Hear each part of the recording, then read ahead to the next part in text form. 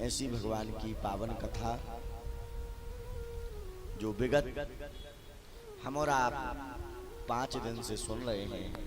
आज भगवान की ही कृपा से हम सभी लोग षष्ठम दिवस की कथा में उपस्थित हुए हैं।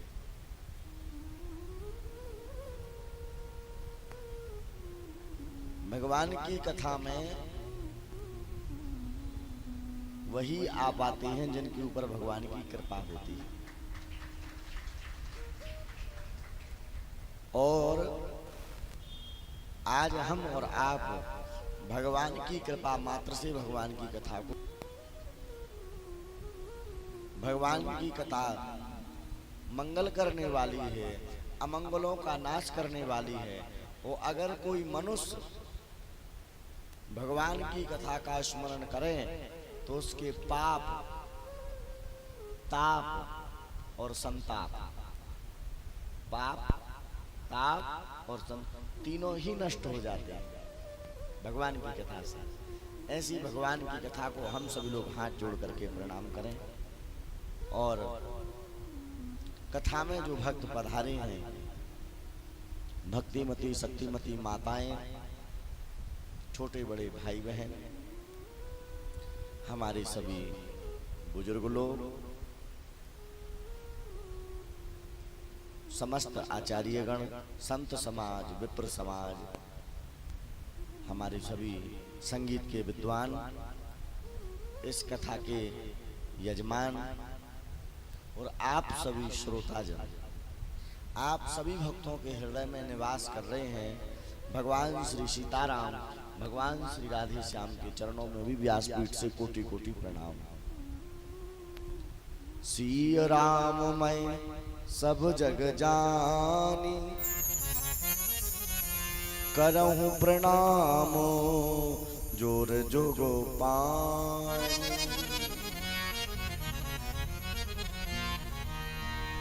भगवान की कृपा से कल हम सभी लोगों ने बड़ी ही आनंद के साथ भगवान की सुंदर सुंदर बाल लीलाओं को सुना। भगवान की सुंदर बाल लीलाओं को श्रवण किया और भगवान ने गोवर्धन भगवान का पूजन करवाया।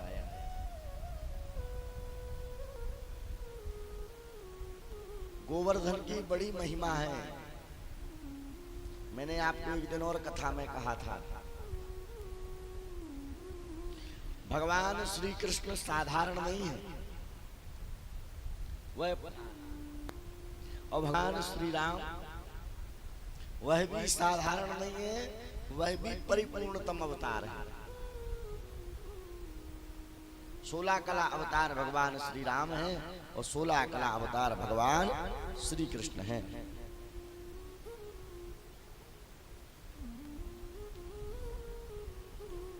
और भगवान ने ये बड़ा ही उत्तम कार्य करवाया, गोवर्धन भगवान का पूजन जो करवाया है। और इसी से ही भगवान को महान बताया है।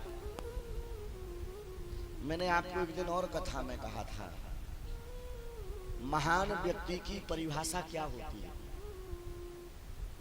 जो महान होता है उसकी परिभाषा क्या होती है, महान व्यक्ति के लक्षण क्या होते हैं, वो कैसे महान बनता है। साधारण तो सब मनुष्य होते हैं, साधारण सब मनुष्य, पर कोई व्यक्ति महान कैसे बन जाता है। ध्यान देना, इस संसार में केवल 3 लोग ही महान हैं और चौथा कोई नहीं है। महान व्यक्ति कभी कोई कार्य स्वयं नहीं करता है, वह दूसरों से करवाता है। क्यों? क्योंकि उसके पास हजारों कर्मचारी होते हैं, हजारों काम करने वाले होते हैं। और अगर महान व्यक्ति खुद को ही वो काम कर रहा है तो समझ जाओ कि वो इम्पोर्टेंट काम है, जिससे कि उसने वो काम किसी और को नहीं सौंपा, वो स्वयं कर रहा है। मतलब किसी और पे विश्वास नहीं है, पहले वो स्वयं उसका परीक्षण कर रहा है, वह काम कर रहा है, उसके बाद किसी और से करवाएगा। तो इस संसार में तीन महान हैं, भगवान श्री राम, भगवान श्री कृष्ण और श्री चैतन्य महाप्रभु। कौन? श्री चैतन्य महाप्रभु। इन तीनों ने महान काम किए। भगवान श्री राम ने क्या महान काम किया? भगवान श्री राम ने सेतु नहीं बनाया, सेतु तो नल नीलों ने बनाया, वानरों ने बनाया। भगवान श्री राम तो बैठे रहे। युद्ध भगवान श्री राम अकेले ने नहीं लड़ा, बहुत सारे लोग भगवान के साथ थे। जामवंत ने तो ये तक कह दिया था, प्रभु ये तो राम रावण को आपके हाथ से मरना है, नहीं तो हमारे तो बाएं हाथ का खेल है। बाली को भगवान ने छुप करके मारा। जिस रावण को बाली अपनी काखरी में 6 महीने तक दबा के रखा, उसको भगवान ने छुप करके मार दिया। फिर भगवान ने क्या महान काम किया? बोले भगवान ने एक इंपॉर्टेंट काम किया। क्या? बोले जटायु की अंत्येष्टि भगवान ने खुद स्वयं की। गिद्धराज जटायु जब मैया जानकी जी को बचा रहे थे रावण के द्वारा, तो रावण ने पंख काट दिए। रावण ने पंख काट दिए।